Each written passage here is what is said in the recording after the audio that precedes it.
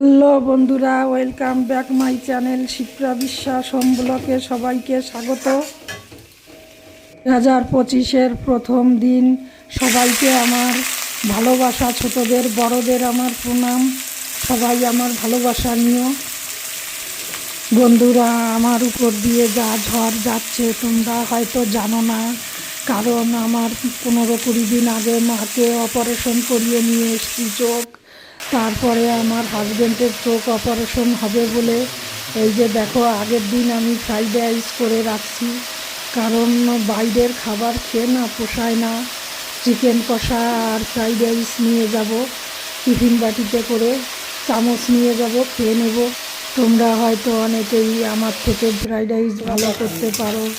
আমি দেখো আমার মতো করে করি, কারণ আমার শরীরে যেটা সহ্য হয় আমি সেরকম করে করি। এই দেখো, গাজর, বিনস, মটর